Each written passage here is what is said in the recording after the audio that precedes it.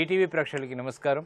Triple intelligence of శుభమస్తు కార్యక్రమానికి స్వాగతం. ఈనాడు శుభమస్తు కార్యక్రమంలోని గ్రహఫల వంశంలో గ్రహాల యొక్క స్థితిగతులు, వాటి యొక్క శుభాశుభ ఫలితాల గురించి పరిశీలిద్దాం.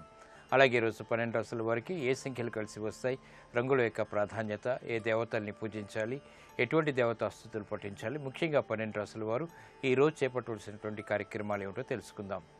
శ్రీరస్తు అంశంలో శ్రీ మహాలక్ష్మి అనుగ్రహ తక్షణ కటాక్ష ప్రాప్తికి, ధనాభివృద్ధికి ఎటువంటి ప్రక్రియలు చేపట్టాలి అనేటువంటి అంశాలతో పాటు మంత్రపాలన శీర్షికలో ఈరోజు 12 రాసుల వారు ఏ మంత్రాన్ని పఠించడం ద్వారా ఉత్తమ ప్రయోజనాలు సిద్ధిస్తాయో కూడా పరిశీలిద్దాం. ముందుగా నేటి పంచాంగ వివరాలు. శ్రీ మన్మథనామ సంవత్సరం ఆశ్వయుజ మాసం దక్షిణాయనం శరదృతువు.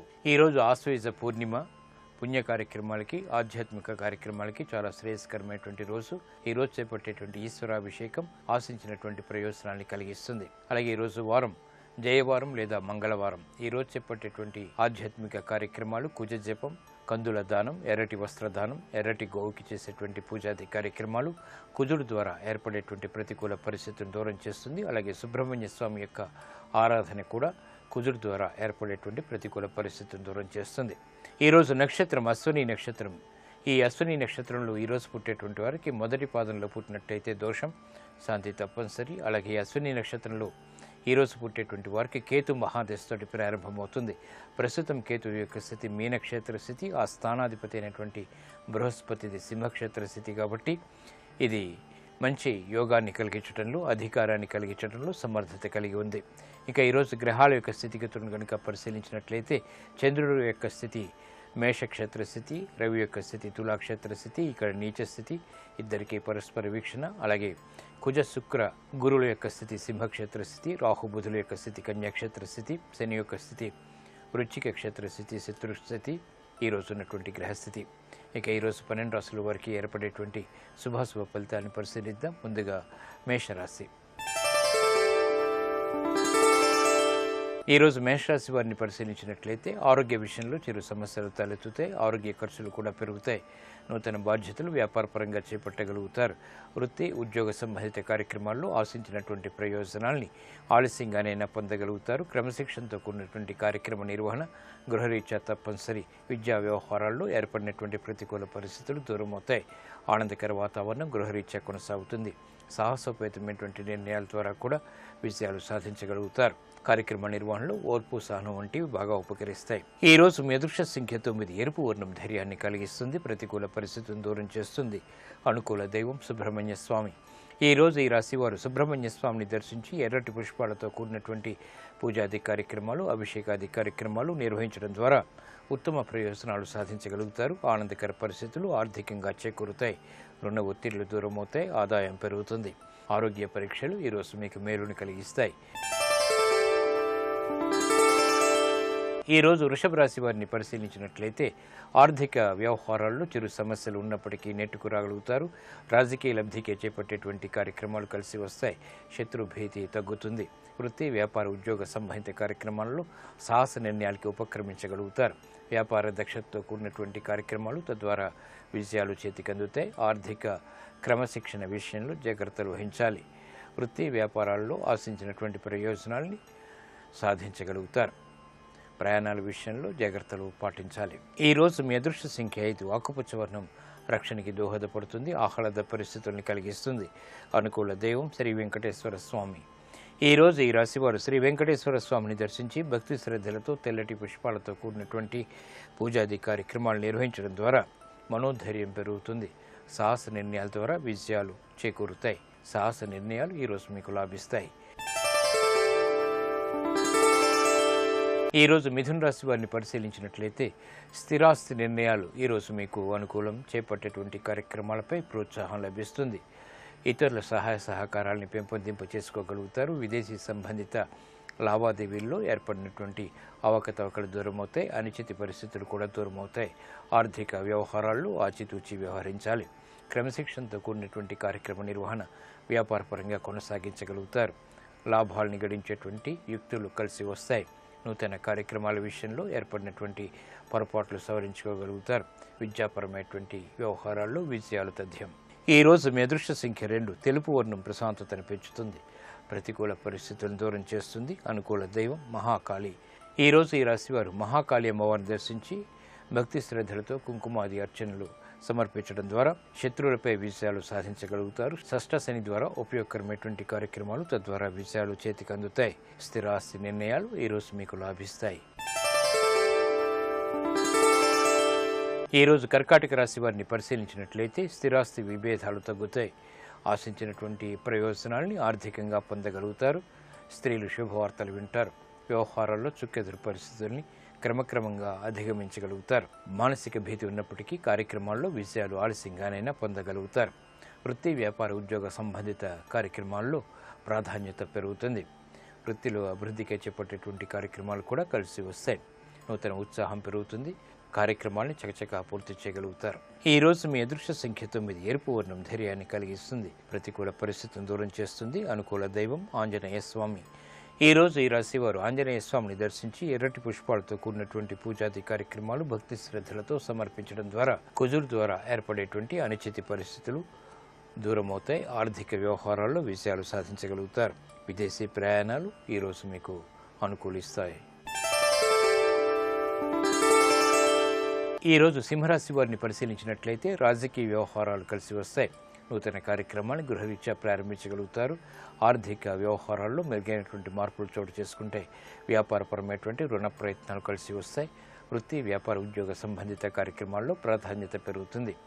మానసిక ధైర్యం కలిగి ఉంటారు. వృత్తిలో అభివృద్ధికి చేపట్టేటువంటి కార్యక్రమాల్లో సాహస నిర్ణయాలు తీసుకోగలుగుతారు.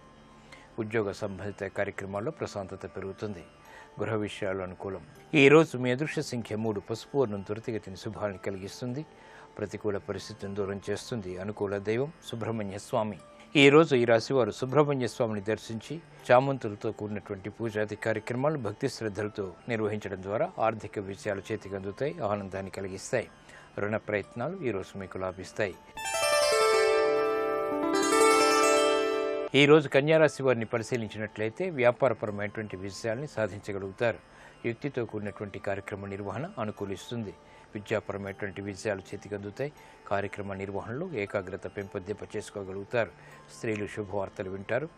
స్థిరాస్తి విషయాల్లో అనుకూల పరిస్థితులు ఆనందాన్ని కలిగిస్తాయి. స్థిరాస్తి కొనుగోలు వంటివి కూడా లాభిస్తాయి. నూతన కార్యక్రమాన్ని గృహరీత్యా చేపట్టగలుగుతారు. ఆనందకర వాతావరణం అన్ని రంగాల వారికి దగ్గరవుతుంది. విదేశీ సంభాషణలు ఉపకరిస్తాయి. ఈ రోజు మీ అదృష్ట సంఖ్య 5. ఆకుపచ్చ వర్ణం రక్షణకి దోహదపడుతుంది. ప్రతికూల పరిస్థితిని దూరం చేస్తుంది. అనుకూల దైవం శ్రీ మహాలక్ష్మి. ఈ రోజు ఈ రాశివారు శ్రీ మహాలక్ష్మి అమ్మవారిని దర్శించి భక్తి శ్రద్ధలతో శ్రీ సూక్త విధానంతో కూడినటువంటి చామంతులతో కూడినటువంటి పూజాది కార్యక్రమాలు నిర్వహించడం ద్వారా ఆర్థిక అనుకూల పరిస్థితులు దగ్గరవుతాయి. ఆనందాన్ని కలిగిస్తాయి. స్థిరాస్తి కొనుగోలు వంటివి ఈరోజు మీకు లాభిస్తాయి. ఈరోజు తులారాశి వారిని పరిశీలించినట్లయితే ఉద్యోగ వ్యవహారాల్లో ఏర్పడినటువంటి సమస్యలకు పరిష్కారాలు లభిస్తాయి. ఉద్యోగ ప్రయత్నాలు ఫలిస్తాయి. నూతన బాధ్యతల్ని సక్రమంగా నిర్వహించగలుగుతారు. లాభాలను ఇనుమడింపు చేసేటువంటి కార్యక్రమ నిర్వహణ వ్యాపారపరంగా కొనసాగించగలుగుతారు. ఆదాయం పెంపొందింప చేసుకునేటువంటి మార్గాలు సులభతరమవుతాయి. వ్యయాన్ని నియంత్రించగలుగుతారు. శుభ పరిణామాలు గృహంలో చోటు చేసుకుంటే శుభ ప్రయత్నాలు కలిసి వస్తాయి. ఆనందకర వాతావరణం అన్ని రంగాల వారికి దగ్గరవుతుంది. ఈ రోజు మీ అదృష్ట సంఖ్య 1. ఎరుపు వర్ణం ధైర్యాన్ని కలిగిస్తుంది. ప్రతికూల పరిస్థితిని దూరం చేస్తుంది. అనుకూల దైవం ఈశ్వరుడు. ఈ రోజు ఈ రాశివారు శివాలయాన్ని దర్శించి ఈశ్వరుడికి బిల్వపత్రితో కూడినటువంటి పూజలు నిర్వహించడం ద్వారా మానసిక ధైర్యం పెరుగుతుంది. ఏలినాటి శని ద్వారా ఏర్పడేటువంటి ఈతి బాధలు కనుమరుగవుతాయి. ఉద్యోగ ప్రయత్నాలు ఈరోజు మీకు లాభిస్తాయి.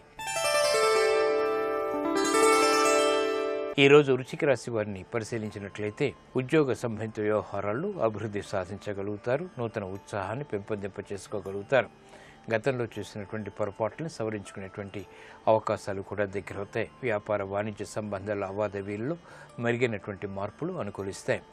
నూతన కార్యక్రమాల్ని గృహరీత్యా చేపట్టగలుగుతారు. ఆశించినటువంటి ప్రయోజనాలు ఆర్థికంగా పెంపొందింప చేసుకునేటువంటి అవకాశాలని పొందగలుగుతారు. ఆరోగ్య విషయంలో ప్రతికూలత తగ్గుతుంది. ఈ రోజు మీ అదృష్ట సంఖ్య 2. తెలుపు వర్ణం ప్రశాంతతను పెంచుతుంది. అనుకూల దైవం ఆంజనేయ స్వామి. ఈ రోజు ఈ రాశివారు ఆంజనేయ స్వామిని దర్శించి భక్తి శ్రద్ధలతో ఎర్రటి పుష్పాలతో తులసి దళాలతో కూడినటువంటి పూజాది కార్యక్రమాలు నిర్వహించడం ద్వారా జన్మశని ద్వారా ఏర్పడేటువంటి విఘ్నాలు దూరమవుతాయి. ఈతి బాధలు కనుమరుగవుతాయి. విదేశీ సంబంధిత లావాదేవీలు సంభాషణలు ఈ రోజు మీకు ఉపకరిస్తాయి. ఈ రోజు ధనుస్సు రాశి వారిని పరిశీలించినట్లయితే ఆరోగ్య విషయంలో జాగ్రత్తలు పాటించాలి. సాహస నిర్ణయాల ద్వారా చిరు సమస్యలు తలెత్తుతాయి. వృత్తి, వ్యాపార, ఉద్యోగ సంబంధిత కార్యక్రమాల్లో పొరపాట్లు దొర్లినప్పటికీ తిరిగి సరిదిద్దుకునేటువంటి అవకాశాలు కూడా దగ్గరవుతాయి. ప్రాధాన్యతతో కూడినటువంటి కార్యక్రమ నిర్వహణ వ్యాపారపరంగా కొనసాగుతుంది. ఆలస్యంతో కూడినటువంటి విజయాలు చేజిక్కించుకోగలుగుతారు. గృహ విషయాల్లో ఆశించినటువంటి ప్రయోజనాలు దక్కుతాయి. శుభ పరిణామాలు చోటు చేసుకుంటాయి. అదృష్ట సంఘటనల్ని ఆహ్వానించగలుగుతారు. శుభవార్తలు వింటారు. కార్యక్రమాల నిర్వహణలో ఏర్పడినటువంటి ప్రతికూల పరిస్థితులు క్రమక్రమంగా దూరమవుతాయి. ఆరోగ్య విషయంలో కూడా ప్రతికూలత ప్రబలమవుతుంది. ఈరోజు మీ అదృష్ట సంఖ్య 5. ఆకుపచ్చ వర్ణం రక్షణకి దోహదపడుతుంది. ఆహ్లాద పరిస్థితుల్ని కలిగిస్తుంది.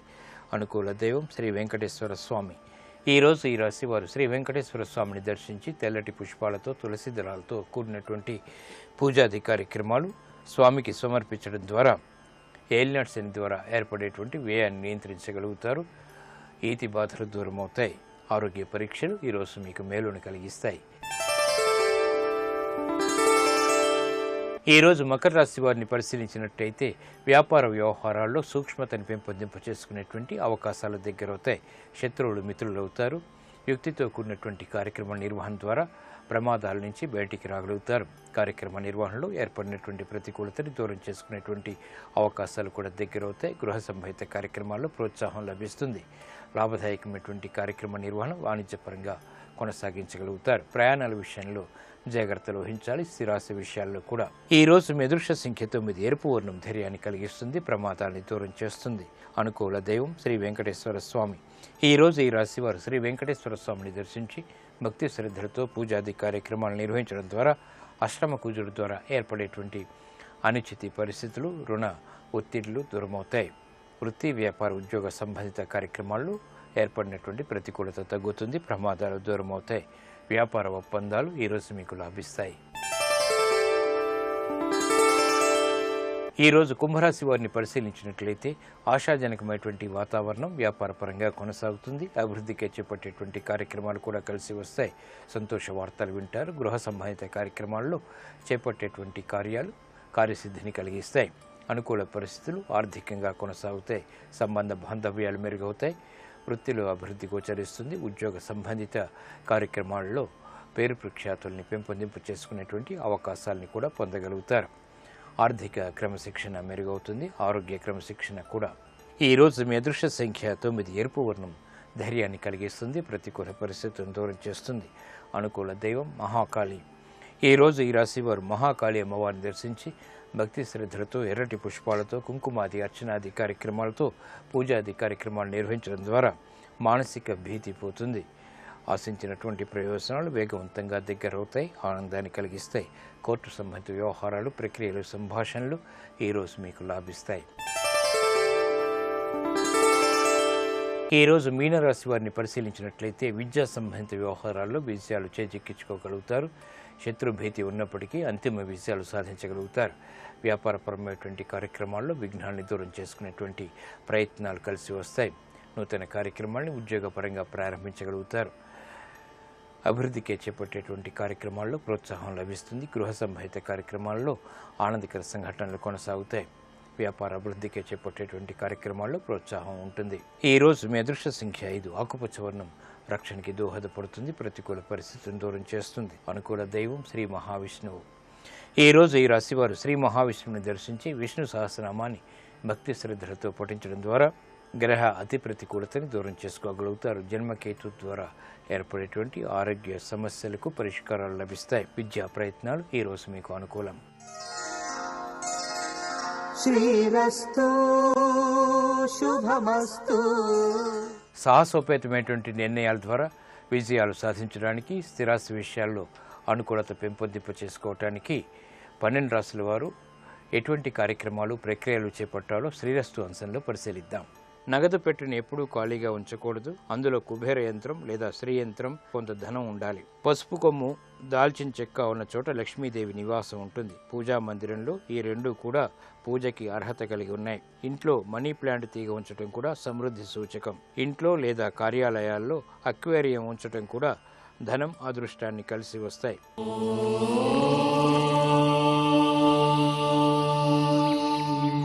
భూ సంబంధిత వ్యవహారాల్లో విజయాలు సాధించడానికి, గృహ సంహిత కార్యక్రమాల్లో కార్యసిద్ధిని పెంపొందింపు చేసుకోవడానికి ఈరోజు 12 రాసుల వారు ఓం కార్తికేయాయ నమః అనేటువంటి మంత్రాన్ని 11 సార్లు మనసారా మనస్ఫూర్తిగా స్మరించడం ద్వారా కార్యసిద్ధి ఏర్పడుతుంది.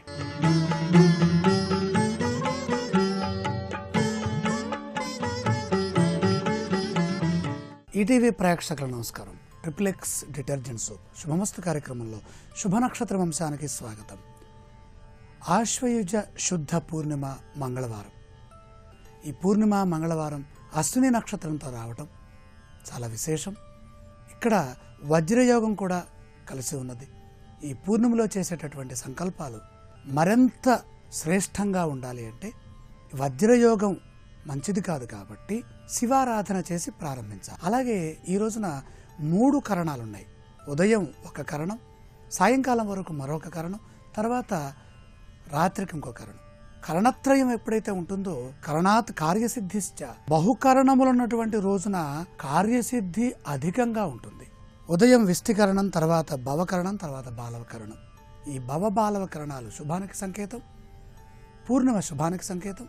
మంగళవారము సుబ్రహ్మణ్య ఆరాధన చేసి కుజగ్రహ దోష నివారణార్థమే చేసేటటువంటి పనులకి ఉపకరిస్తుంది. భూ సంబంధమైనటువంటి వ్యాపారాలకు కలిసి వస్తుంది. అలాగే గృహ నిర్మాణ సంబంధమైనటువంటి పనుల్లో కూడా ఈ కుజ ప్రభావం, పూర్ణిమ ప్రభావం అనుకూలంగా భాసిల్లుతోంది. ప్రధానంగా సుబ్రహ్మణ్య ఆరాధన వల్ల మేలైన ఫలితాలు వశమవుతాయి. రేపటి శుభ నక్షత్రాన్ని పరిశీలన చేసినట్లయితే భరణీ నక్షత్రంతో పాడ్యమి ప్రారంభమవుతోంది బుధవారం నాడు. ఈ బుధవారము, పాడ్యమి, భరణి 3 అనుకూలంగా లేవు. అలాగే యోగం, సిద్ధి యోగం ఉన్నది. కరణం కౌలవ కరణం. యోగం ఒక్కటే బాగుంది. యోగ జాతకుడు అని అంటారు. యోగ జాతకుడు అంటే ఒక్క యోగం బాగున్నా జాతకంలో ఉన్న యోగాలు ఈ యోగానికి అనుసంధానమై విజయాన్ని ఇస్తాయి. అంటే మహాత్ములకి లేదా అదృష్టవంతులైనటువంటి వ్యక్తులకి, అదృష్ట యోగాలు నడుస్తున్న వాళ్ళకి ఈ ఒక్క యోగం బాగా సరిపోతుంది.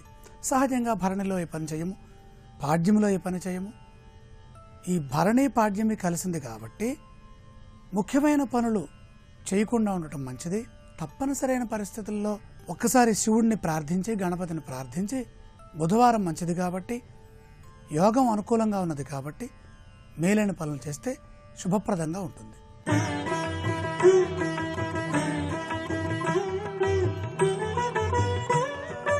ఈటీవీ ప్రేక్షకులకు నమస్కారం. త్రిబులెక్స్ డిటర్జెంట్ సోప్ శుభమస్తు కార్యక్రమంలో శుభయోగం శీర్షికకి స్వాగతం. ఈ శీర్షికన దైనందిన జీవితంలో దృష్టి దోష నివారణకు ఎటువంటి ప్రత్యేకమైన పరిహార మార్గాలు పాటించాలో పరిశీలిద్దాం. ఎవరైనా సరే గృహంలో దృష్టి దోషం తగిలి ఇబ్బందులు ఎదుర్కొంటూ ఉన్నట్లయితే, దృష్టి దోషం తగిలిన వ్యక్తి శనివారం నాడు ఆంజనేయ స్వామి వారి ఆలయానికి వెళ్ళి స్వామివారికి బెల్లము, శనగలు నివేదించి స్వామివారి భుజానికి ఉన్న సింధూరం తెచ్చి ధరించాలి. ఇలా చేస్తే ఆంజనేయుడి అనుగ్రహం ద్వారా దృష్టి దోషం నుంచి చాలా సులభంగా బయటపడవచ్చు.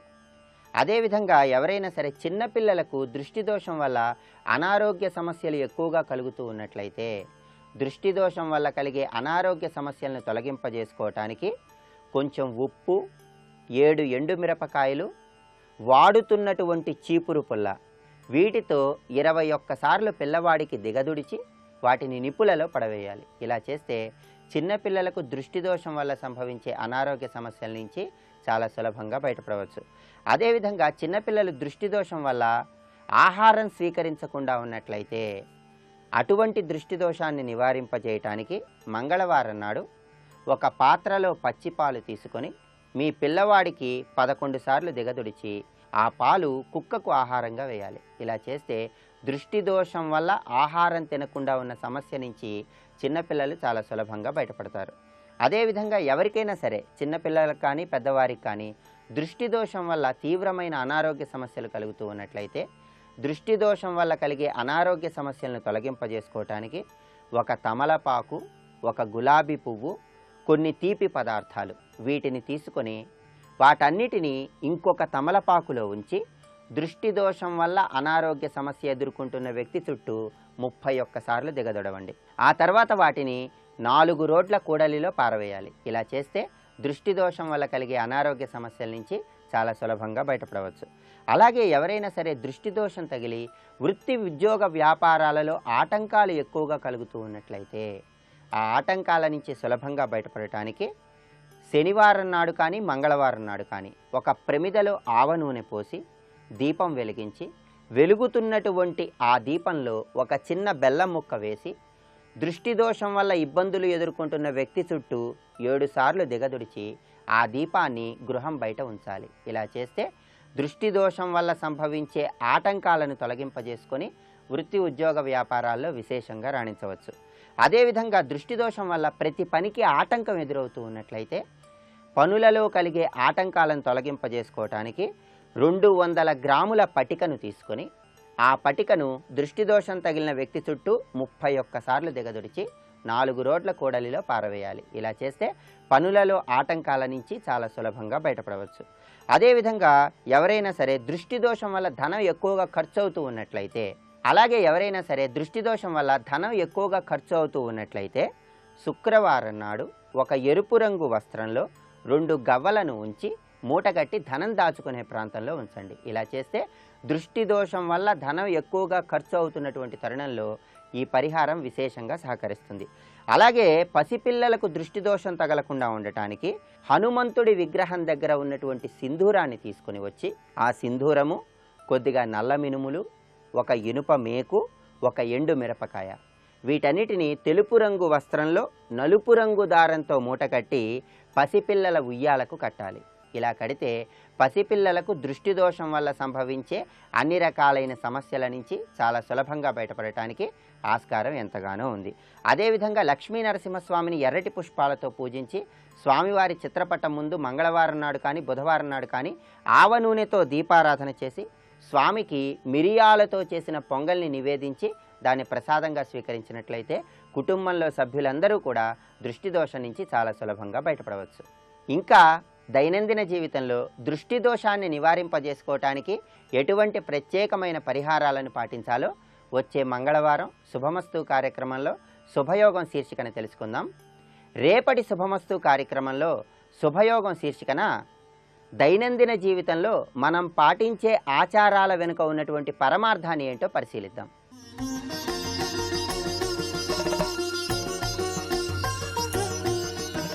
శాఖేంద్రోపేంద్రో శశివిషిద కర్పూర శకలాహ.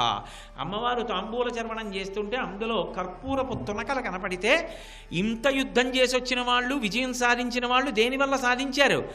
అమ్మవారి యొక్క శక్తి వల్ల కదా సాధించారు. గబగబా వెళ్ళి అమ్మవారి దగ్గర కూర్చుని ఆవిడ తాంబూల చర్వణం చేస్తుంటే అందులో తెల్లగా ఉన్నటువంటి కర్పూర కళికల వంక అలా చూస్తూ అమ్మ నూరు ఎంత ఎర్రగా ఉందో, అబ్బా ఎంత బాగుందో, ఆ తాంబూలం ఏమిటో ఎలా తింటోందో, చంద్రబింబం ముక్కల్లా కర్పూర కళికలు ఎలా ఉన్నాయో అని చూస్తుంటే అమ్మవారు ఏం చేసింది? ఆ తాంబూలపు పిడస తీసి ముగ్గురికి పెట్టింది బిడ్డలు గనక. ఇప్పుడు వాళ్ళ ముగ్గురు అంతంత శక్తులను సంపాదించుకున్నారు. విష్ణువు స్థితికర్త అయ్యారు, సుబ్రహ్మణ్యుడు నిత్య బ్రహ్మచారి అయి సర్వసైన్యాధిపతి అయ్యాడు. అలాగే ఉపేంద్రుడు వామనమూర్తి అంత గొప్ప పేరు ప్రఖ్యాతులు సంపాదించాడంటే అమ్మవారి తాంబూలపు పిడస ముగ్గురు తిన్నారు గనక. ఇప్పుడు మరి అమ్మవారికి బిడ్డలు కాదు ముగ్గురును. అందుకని విష్ణు బ్రహ్మ సురేంద్ర వందిత పదాం, అందుకని విష్ణువు పూజ చేస్తారు. బ్రహ్మగారు మరీ పూజ చేస్తాడు. ఎందుకో తెలుసా? అసలు బ్రహ్మగారు మిగిలి ఉండడానికి కారణం ఎవరంటే అమ్మవారే. శంకరాచార్యులు వారే సౌందర్యలహరిలో ఈ రహస్యాన్ని చెప్పారు. మృణాళీ మృద్వీనాం తవ భుజలతానాం చతసృణాం చతుర్భిః సౌందర్యైః సరసిజభవస్తౌతివదనైః నకేభ్యః సంత్రస్యన్ ప్రథమమథనాదందకరిపోః చతుర్నాం శీర్షాణాం సమమభయహస్తార్పణధియా అన్నారు. అమ్మవారి చేతులు తామర తూళ్ళు ఎలా ఉంటాయో అలా ఉంటాయి. చివర ఉండేటటువంటి చేతులు తామర పువ్వుల్లా ఉంటాయి. అలా ఉంటే ఒకప్పుడు బ్రహ్మగారు అమ్మవారి దగ్గరికి వచ్చి కూర్చుని ఏదో కళ్యాణం చేయిస్తున్నాడు, లేకపోతే అక్కడికి వచ్చి కూర్చున్నాడు సభలో. కూర్చుని ఉండగా శంకరుడు వచ్చాడు. శంకరుడికి 5 తలకాయలు, బ్రహ్మగారికి 5 తలకాయలు. ఓసారి శంకరుడు వంక చూశాడు. ఓహో సజ్జోజాత అఘోర తత్పురుష మామదేవ ఈశానములు 5 తలకాయలు. తన తలలు ఇలా తడువుకున్నాడు. నాకు 5 తలకాయలు, పెద్ద ఆయనకి నాకు తేడా ఏమిటన్నాడు. ఓహో నీకు నాకు 5 తలకాయలు కాబట్టి నాకన్నా గొప్పవాడిని అనుకుంటున్నావా అని నకేభ్యః సంత్రస్యన్ ప్రథమమథనాదంధకరిపోహో అంధకుని శత్రువు అయినటువంటి పరమశివుడు ఏం చేశాడంటే ఏదో త్రిశూలం చేసి పెద్ద యుద్ధం చేయలేదు. 5 ఉన్నాయి కాబట్టి కదా నీకు ఈ అల్లరి, ఒకటి తగ్గించేస్తే గొడవ వదిలిపోతుందని ఇలా గిల్లేశాడు. గిల్లేస్తే తలకాయ తీసేసేవాడు, మిగిలినవి గెలడం లెక్క ఏమిటి? వాడు మొక్కజోలికి వెళ్ళనీయకూడదు. మొక్కజోలికి వెళ్ళి గెలడం మొదలెట్టాడు అనుకోండి, ఒక్క మొగ్గే గిల్లుతాడని ఏమైనా ఉందా? ఒకటి గిల్లినవాడు ఎన్నైనా గిల్లుతాడు. కాబట్టి ఒకటి గిల్లేశాడు, ఆ 4 వదిలేస్తాడని నమ్మకం. అందుకని వెంటనే బ్రహ్మగారు అన్నారట, చతుర్భిస్ సౌందర్యం సరసిజ భవస్తౌతి వదనై. వెంటనే అమ్మవారి వంక చూశాట. అమ్మ నీకు నాకు అనుబంధం ఉంది. నేను తామర పువ్వులోంచి పుట్టాను, నీ చేతులు తామర పువ్వుల్లో ఉంటాయి, కాబట్టి మన ఇద్దరికి అనుబంధం లేదు, కాపాడమ్మా అని మిగిలిన 4 తలకాయలు తీసుకెళ్ళి అమ్మవారి 4 చేతుల కింద పెట్టేట. శంకరుడు గిల్లుదామని ఇలా చూశాడు, అమ్మవారి చేయి తగిలింది, నవ్వి ఊరుకున్నాడు. అమ్మవారి 4 చేతులు ఆ బ్రహ్మగారి మిగిలిన 4 తలకాయల మీద పెట్టింది కాబట్టి మిగిలే ఆ 4. చతుర్నాం శీర్షాణం సమభయ హస్తార్పణ ధియా, మీకేం భయం లేదు అని తల మీద చేయి పెట్టాను అనుకోండి, అభయం ఇచ్చానని గుర్తు. అమ్మవారు 4 చేతులు బ్రహ్మగారి 4 తలల మీద పెడితే నేను అభయం, నీకేం బెంగలేదు అంది. శివుడు చూశాడు, ఎలా గిల్లేస్తాడు? ఊరుకున్నాడు. కాబట్టి బ్రహ్మగారు అప్పటి నుంచి మహాభక్తుడు అమ్మవారికి. కాబట్టి ఇప్పుడు ఆ విష్ణువుతో పాటుగా బ్రహ్మగారు కూడా పూజ చేస్తున్నాడు. వీళ్ళిద్దరూ కాకుండా సురేంద్రో, దేవేంద్రుడు కూడా అమ్మవారిని ఎప్పుడూ పూజ చేస్తుంటాడు. ఎందుకంటే అమ్మవారి మహాభక్తుల్లో దేవేంద్రుడు ఒకడు. కఠోపనిషత్తులో దానికి సంబంధించి ఒక ప్రత్యేకమైనటువంటి కథే ఉంది. ఇంద్రుడు ఒకప్పుడు రాక్షసుల మీదకి యుద్ధానికి వెళ్ళి రాక్షసులందరినీ గెలిచి తిరిగి వచ్చి శ్రీకాళహస్తి పక్కన ఉన్నటువంటి వన ప్రాంతంలో దేవతల్ని పెట్టి కూర్చున్నాడు. ఓహో, వీళ్ళు నేనే గెలిచాను అనుకుంటున్నాడు రా, వీళ్ళ సంగతి ఏమిటో చెప్పాలని అమ్మవారు ఒక తేజో రూపంగా వచ్చింది. ఆ రూపం ఏమిటి అలా ఉంది కనుక్కురా అని చెప్పి వాయువుని పంపించాడు. వాయువు వెళ్ళాడు. నువ్వు ఎవరంది అమ్మవారు? నేను వాయువుని, పెద్ద పెద్ద చెట్లు పడగొట్టేస్తానన్నాడు. ఏదో గడ్డి పరకం దోషయ్యింది, తొయ్యలేకపోయాడు. అగ్ని వెళ్ళాడు, ఏం చేస్తామంది? ఏదైనా కాల్చేస్తానన్నాడు. ఆ గడ్డి పరకని కాల్చంది, కాల్చలేకపోయాడు. ఇంద్రుడు వెళ్ళాడు. ఇంద్రుడు వెళ్ళి చూశాడు. చూసేటప్పటికీ అమ్మవారంది నువ్వెవరంది. ఆయనకి అర్థమైంది ఆవిడ అమ్మవారు, ఆవిడ శక్తి మనలో ప్రవేశిస్తే మనం గెలిచాం, నేను ఇది ఏమిటి అని అమ్మవారి కాళ్ళ మీద పడి నమస్కారం చేశాడు. ఉమా అంటారు ఆ స్వరూపాన్ని. ఉపనిషత్తులో ఇంద్రుడికి కనువిప్పు కలిగిన సంఘటనగా చెప్తారు దాన్ని. కాబట్టి ఆయనని విష్ణు బ్రహ్మ సురేంద్ర వందిత పదాం, వందిత అంటే నమస్కరిస్తుంటారు ఎప్పుడు. ఆ ముగ్గురు కూడా అమ్మవారి పాదముల మీద కిరీటముల యొక్క కాంతులు పడేటట్టుగా నమస్కరిస్తూ ఉంటారు. ఇదే శంకరాచార్యుల వారు సౌందర్యలహరిలో మార్చి ఒక అద్భుతమైన మాట వాడారు. ముకుంద బ్రహ్మేంద్ర స్ఫుటమకుట నీరాజిత పదాం అన్నారు. ముకుంద బ్రహ్మేంద్ర, అక్కడ కూడా ముకుంద అంటే విష్ణువు, బ్రహ్మ అంటే బ్రహ్మ, ఇంద్ర అంటే ఇంద్రుడు. అదే వరుస క్రమాన్ని ఇక్కడికి తీసుకొచ్చి విష్ణు బ్రహ్మ సురేంద్ర వందిత పదాం అన్నారు. అయితే ఇక్కడ మీరు ఒక్క విషయాన్ని బాగా పట్టుకోవాలి. సృష్టికర్త, స్థితికర్త, లయకర్త అందామా? అలా ఎలా పొసగుతుంది? మరి రుద్రుడేడి? రుద్రుడు కూడా వచ్చి నమస్కారం చేశాడని లేదుగా ఈ శ్లోకంలో. శంకరాచార్యులు వారు ఆ మాట అనలేదుగా. మరి ఈ ముగ్గురినే ఎందుకు ఎంచుకున్నారు? అమ్మవారికి భక్తులు కాని వాళ్ళు లోకంలో ఎవరూ లేరుగా. ఎందరో ఉన్నారు ఆమె యొక్క భక్తులు. అయినప్పుడు ఈ ముగ్గురిని ఎంచుకోవడానికి ఏమైనా ప్రత్యేకమైన కారణం ఉందా అంటే, సాధారణంగా మనం ఎప్పుడైనా ఒక స్తుతి పాఠం చేస్తే దేని కొరకు చేస్తాము అంటే, అమ్మ రక్షించు అని, అనుగ్రహించమని వేడుకుంటాం. ఈ ముగ్గురిలో ముగ్గురు కూడా రక్షణ చేయడంలో నిలబడేటటువంటి శక్తి కలిగిన వాళ్ళు. నేను మీకు ఒక ఉదాహరణ చెప్పాలి అంటే, ఓం అన్నాను అనుకోండి, అందులో అకార ఉకార మకారములు ఉంటాయి. ఆ సృష్టి, ఉ స్థితి, మ ప్రళయం.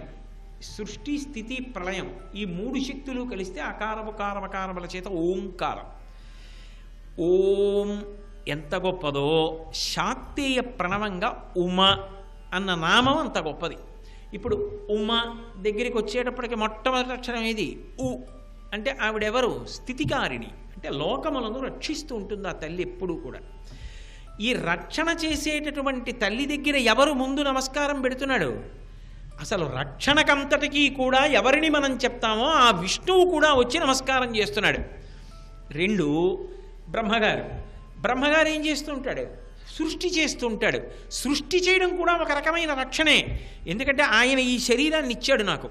ఇప్పుడు ఆయన నాకు ఈ శరీరం ఇచ్చారు కాబట్టి నేనేం చేస్తున్నాను? దీనితో శంకరాచార్యుల వారు మీనాక్షీ పరదేవత గురించి చెప్పినటువంటి ఒక శ్లోకాన్ని చెప్పగలుగుతున్నాను కాబట్టి ఈ శరీరాన్ని ఆయన ఇచ్చాడు కాబట్టి నేను కొన్ని మంచి పనులు చేయగలుగుతున్నాను.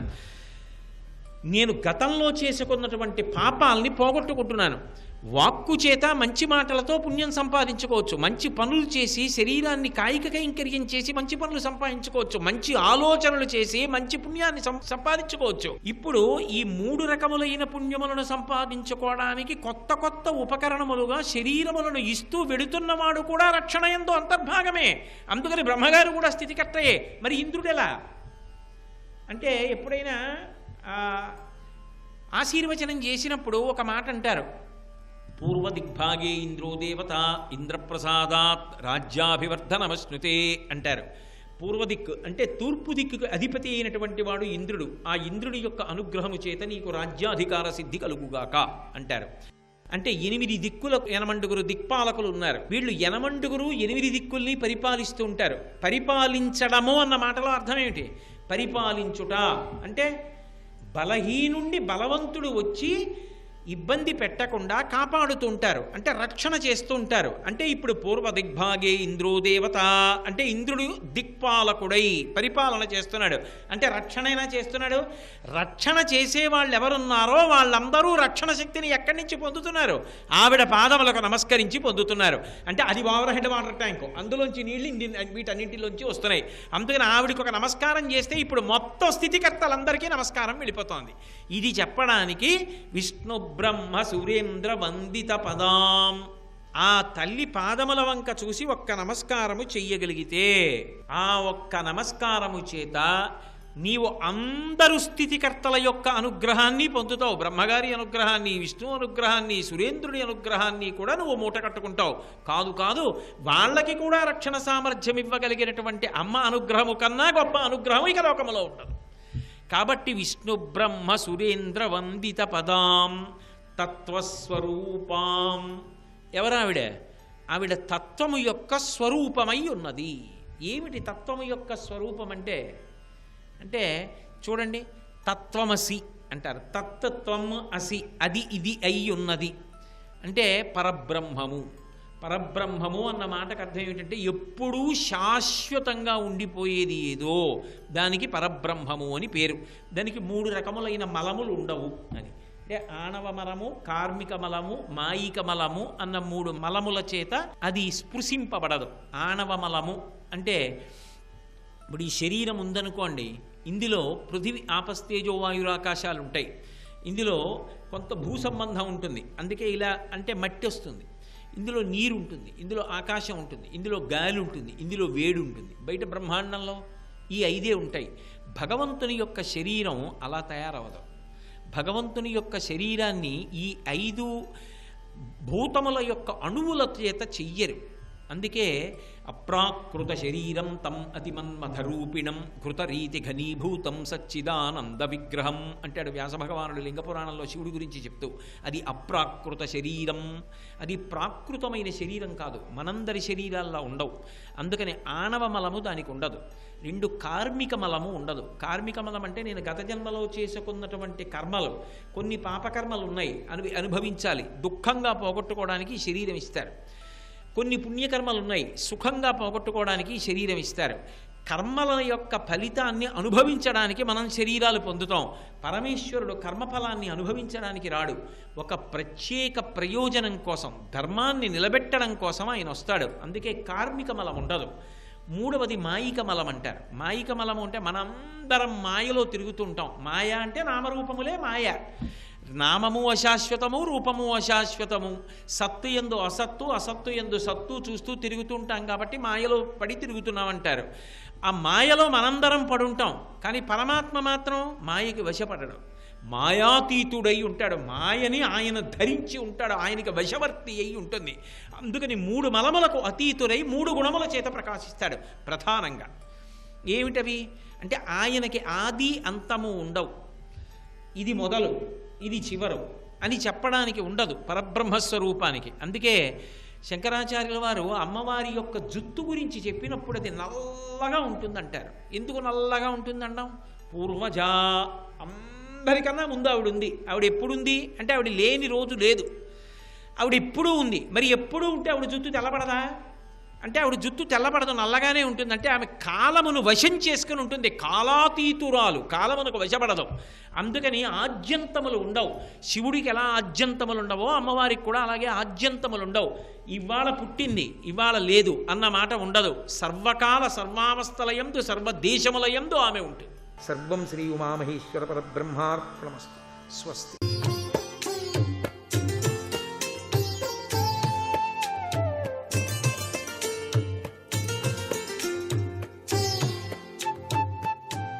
XXX డిటర్జెంట్ సోప్ శుభమస్తు కార్యక్రమంలో గృహబలం అంశానికి స్వాగతం. మానవ జీవితంలో ప్రతి ఒక్కరూ కూడాను ఎంతో కష్టపడుతూనే ఉంటారు. కొంతమందికి ఎంత కష్టపడ్డప్పటికీ కూడాను ధనాదాయం సరిగా లేక ఇక్కట్లకు గురయ్యేటువంటి పరిస్థితులు అధికంగా ఉంటాయి. ఎంత కృషి చేస్తున్నప్పటికీ కూడాను ఆర్థిక ఇబ్బందులు, కలిసి రాకపోవటం ఇత్యాది సంఘటనలు జరగడానికి కారణం గ్రహచార రీత్యా శని దోషం అని చెప్పేసి చెప్పవచ్చు. ధనాదాయ ప్రాప్తి కోసం, శనిగ్రహ దోష నివృత్తి కోసం ప్రతివారు కూడాను ఆచరించవలసిన నియమాలు గృహ బల రీత్యా కూడా ప్రతి ఒక్కరూ కూడా గుర్తుపెట్టుకోవాల్సిన పరిస్థితి ఎంతైనా ఉంటుంది. సహజసిద్ధంగా చేస్తూ ఉన్నటువంటి వ్యాపారం లాభదాయకమైనటువంటి ప్రభావంలో విరాజిలింప చేసుకోవడానికి పరమ పవిత్రవంతమైనటువంటి గంగాజలం చాలా చక్కగా సహకరిస్తుంది. మీరు షాపు తెరిచే ముందు, షాపు మూసే ముందు కూడాను గంగాజలాన్ని చిలకరించవలసిన పరిస్థితి ఎంతైనా ఉంటుంది. పవిత్రవంతమైనటువంటి ఆ నదీమ తల్లి యొక్క అనుగ్రహ కటాక్ష వీక్షణాలతో ధనాదాయం అభివృద్ధి చెందడానికి, శని దోష నివృత్తి తొలగిపోవడానికి కూడా ఆస్కారం అత్యధికంగా ఉంటుంది అని చెప్పేసి చెప్పవచ్చు. అలాగే ప్రతి శనివారం కూడాను మీకు నల్ల కుక్కలు గనక తారసపడినట్లయితే ఆ నల్ల కుక్కలకు రొట్టెను గనక తినిపించినట్లయితే మీ ధనలాభం తక్కువగా ఉన్నది అత్యధికంగా అవడానికి ఎక్కువ ఆస్కారం ఉంటుంది. శనీశ్వరుని యొక్క అనుగ్రహం, కటాక్ష వీక్షణాలు కలిగి తీరుతాయి. శని దోషం తొలగిపోవడానికి కూడా ఆస్కారం అత్యధికంగా ఉంటుంది అని చెప్పేసి చెప్పవచ్చు. ఇంటి సింహద్వారం దగ్గర ప్రతినిత్యం కూడాను తప్పనిసరిగా ఆవ నూనెతో దీపాన్ని వెలిగించాలి. ఇలా ఆవ నూనెతో గనక దీపాన్ని గనక వెలిగించినట్లయితే సింహద్వారం దగ్గర ఆ దీపం కొండెక్కిపోయిన తరువాత మిగిలిపోయినటువంటి నూనెను సంధ్యా సమయంలో రావి చెట్టుకు పూయాలి. ఈ విధంగా కనుక చేసినట్లయితే ఆర్థిక సంకటాల నుంచి తప్పనిసరిగా విముక్తులై తీరతారు. ఆర్థిక సంకటాలు తొలగిపోయి అభివృద్ధికరమైనటువంటి ప్రభావంతో మీ జీవితాన్ని సాగించడానికి గృహ బలరీత్యా, శనీశ్వరుని యొక్క తీవ్రవంతమైనటువంటి దృష్టి దోషరీత్యా చాలా చక్కగా ఉపకరించేటువంటి ఈ విధి విధానం చాలా విశేషవంతమైనటువంటి ప్రభావాన్ని కలిగింపజేస్తుంది అని చెప్పడంలో ఏమాత్రం సందేహం లేదు. అలాగే చాలినంత డబ్బు వస్తున్నప్పటికీ కూడాను దాన్ని దాచుకోలేకపోతున్నారు, అంటే ఖర్చు అయిపోతుంది. చాలా వస్తుందండి సంపాదన, కానీ నిలవట్లేదండి, ఎంత వస్తే అంత అయిపోతుంది, ఏం చేయాలో అర్థం కావట్లేదు అంటూ ఉంటారు చాలామంది. ఇది కూడా శనిగ్రహ ప్రభావమే. జేబులో డబ్బులుంటే సరి, ఖర్చు అయ్యేదాకా మనసు ఊరుకోదు, పూర్తిగా ఖర్చు చేసేదాకా ఊరుకోదు. ఇలా ఎందుచేత జరుగుతోంది అంటే శనిగ్రహం. అందుచేత మీరు వేప నూనెతో తయారు చేసినటువంటి రొట్టెను, ఆ రొట్టె ముక్కను నల్ల కుక్కకు వేయండి శనివారం నాడు. మీ దగ్గర డబ్బులు నిలవటం ప్రారంభించబడుతుంది. సంపాదన బాగుంది, కానీ డబ్బులు మాత్రం నిలవట్లేదు. అలా నిలవకపోతే ఈ యొక్క విధి విధానం సర్వత్రా శుభదాయకంగా ప్రతి ఒక్కరికి కూడాను ఉపకరిస్తుంది అని చెప్పేసి చెప్పవచ్చు. అలాగే హాయిగా రోజు ఆ స్థితిపతి అయినటువంటి గణేశునికి చిన్న లడ్డు, బూందీ లడ్డు అయినా సరే, రవ్వ లడ్డు అయినా సరే, బెల్లం లడ్డు అయినా సరే, ఏ లడ్డు అయినా సరే గణేశునికి నైవేద్యంగా సమర్పించండి. అట్లా కొన్ని రోజులు అనుకోండి, నేను ఇన్ని రోజులు గణేశుడికి లడ్డు సమర్పిస్తాను అని చెప్పేసి చక్కగా పూజ చేసి ఆ స్వామివారికి లడ్డూను నైవేద్యంగా సమర్పించండి. ఆ లడ్డూను నైవేద్యంగా పెట్టిన తర్వాత మీరు నడిపేటువంటి వ్యాపార స్థలానికి వెళ్ళి ఏదైనా తీపి వస్తువును దేవాలయంలో ఇవ్వటం చాలా శుభదాయకవంతమైనటువంటి ప్రభావాన్ని ఇస్తుంది. ఇలా చేస్తే ధనలాభం చేకూరుతుంది. మీరు ఎన్ని రోజులైతే అనుకుంటారో అన్ని రోజులు నిష్ఠగా చేయవచ్చు. అది మనస్సంకల్పమస్తు అని చెప్పేసి, మనస్సు సంకల్పం గొప్పదైనప్పుడు భగవంతుని యొక్క అండదండలు ఎప్పుడూ ఉంటాయి అని చెప్పేసి శాస్త్రం. అందుచేత దైవ చింతన కలిగినటువంటి వ్యక్తి జీవితంలో అదృష్టం అనేటువంటిది తప్పనిసరిగా వచ్చి తీరటానికి ఆ స్వామివారు కూడా సహకరిస్తాడు. అట్లాగే ప్రాతకాలంలో మీరు నిద్ర నుంచి లేవగానే 2 చేతులు కూడాను కొద్ది క్షణాల పాటు మీరు మీ చేతుల్ని వీక్షించండి. అలా వీక్షించిన పాటు దాన్ని ఇలా తీసుకొని కళ్ళకద్దుకొని ముఖం మీద 3-4 సార్లు ఇలా ఇలా ఇలా తిప్పండి. ప్రాతకాలానే నిద్ర నుంచి లేచి మీ అరచేతులు 2 కూడాను కొద్దిసేపు అలా కంటి దృష్టి మీ అరచేతిలో పడేట్టుగా చూసుకున్న తర్వాత మీ ముఖం చుట్టూతా కూడా ఈ అరచేతిని ఒక 3-4 సార్లు తిప్పండి. మీకు తెలియకుండానే శని దోషం తొలగిపోయి లక్ష్మీ కటాక్ష సిద్ధి కలిగి తీరుతుంది. నేటి వాస్తు సందేహాన్ని గనక పరిశీలన చేసినట్లయితే వృధా ఖర్చులు నిలవడానికి, ఊహించని అత్యధిక ఖర్చులు తగ్గిపోవటానికి ఏదైనా ఉపాయం ఉన్నదా అన్నది ప్రశ్న. తెలియకుండానే వృధాగా ఖర్చులు అవటం, ఊహించకుండానే విపరీతంగా డబ్బు అయిపోవటం, ఇలాంటివి జరగకుండా ఉండాలి అంటే గృహబల రీత్యా కస్తూరికాయ అని చెప్పేసి ఉంటుంది. ఈ కస్తూరికాయను బీరువాలో నగదు పెట్టే చోట ఉంచండి. అలా ఉంచిన తర్వాత నమస్కృతాంజలి ఘటించండి. లక్ష్మీదేవి యొక్క అష్టోత్తరం చేయటం చాలా మంచిది. మొట్టమొదటిసారిగా పెట్టినప్పుడు ఆ కస్తూరికాయని అలా గనక ఉంచినట్లయితే వృధాగా అయ్యేటువంటి ఖర్చులు తగ్గిపోవడం, డబ్బులు నిలవడం తప్పనిసరిగా జరిగి తీరుతుంది. సర్వే జనా సుఖినో భవంతు.